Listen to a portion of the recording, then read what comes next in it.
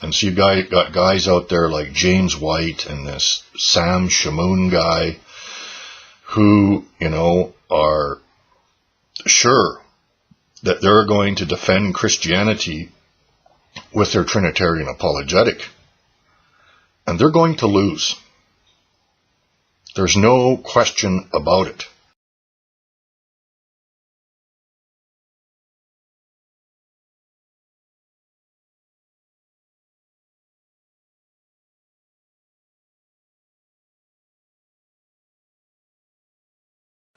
About 8 years ago, somewhere around 2003, probably about a year and a half after I started to research my own doctrine, the doctrine of the Trinity, and about a time where I came to a point where I realized, no, this doctrine is false, I decided to create a website. I used to call it Trinity on Trial because that's how I was viewing the situation. I was putting the doctrine of the Trinity on trial, and severely scrutinizing it to see, how it would stand up. As it turned out, just about nothing stood up. With all the questions I had, all the research I did into the verses, the historical question, and that type of thing. One of the things that I find most troubling about Trinitarian apologetics, mainly, is how Trinitarian apologists are unwittingly destroying the possibility of people having victory in Christ, as well as unwittingly helping the cause of Islam. And that's the main thing I want to focus on in this video. But in this video here, I want to talk about how Trinitarian apologetics unwittingly is going to promote the cause of Islam. And here's how.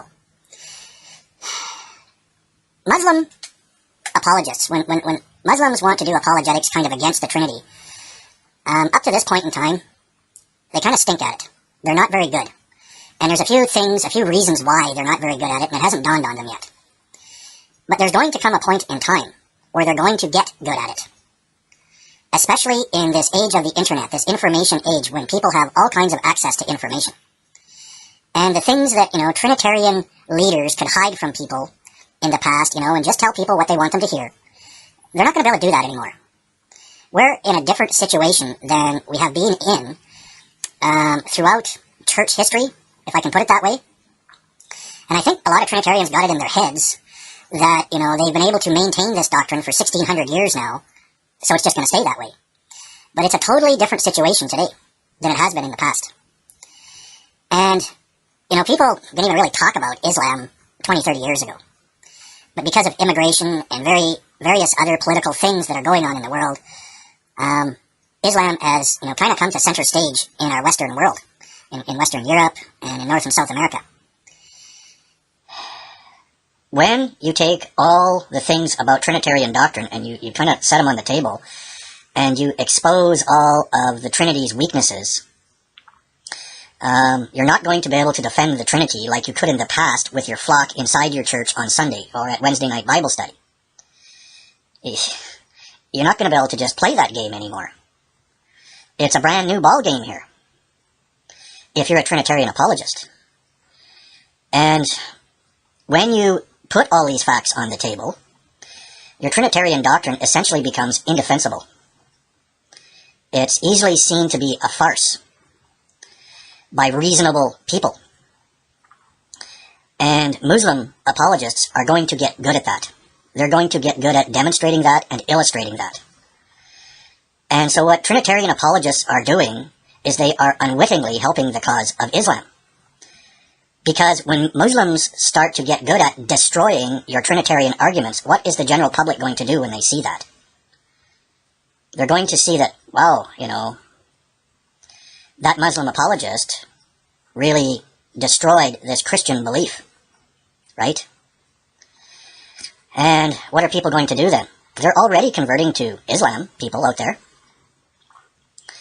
And it's just going to get worse. And the reason it's going to get worse is because of Trinitarian apologetics. That's one big reason. And so you got guys out there like James White and this Shamoun guy who, are sure that they're going to defend Christianity with their Trinitarian apologetic. And they're going to lose. There's no question about it. They're going to lose. And when they lose, people are going to see that. And what is that appearance going to do to the public? You see what I mean? it's going to appear as if Islam must be right and Christianity must be wrong. And Muslim apologists are going to make smithereens. They're going to destroy it. Blow it to smithereens. It's an indefensible doctrine. The only reason that Trinitarians have been able to defend their doctrine up till this point in time is because of the circumstances. If I wanted to explore or investigate this doctrine 50 years ago, I would have had to go into a library, and it would have taken years and years and years just to go through every little detail. Things that I could do in minutes on the internet and find quick and fast answers. That's one thing. The other thing is, people are exposed to all kinds of information now. They're not just exposed to what their pastor tells them in their churches. And you can't go around threatening people who deny the Trinity and killing them like they killed Servetus, or they hanged a kid in Great Britain because he denied the Trinity. It's very sobering to think about the gravity of what people are doing out there. We've got to start getting our heads screwed on straight. And it's time to stop behaving like a bunch of idiots. Because that's generally what Trinitarian apologetics breeds. Idiocy. And I see it on my channel every day. People resorting to all kinds of things, including outright lies. This is not what disciples of Jesus do. This is not the spirit of truth leading people into all truth. This is people playing games and spin doctoring things to suit their own fleshly desires. And that's what Trinitarian apologists are doing, and it's bound for failure. So I just encourage people to really think about what they're doing. Because this Trinity doctrine is doomed. It's doomed.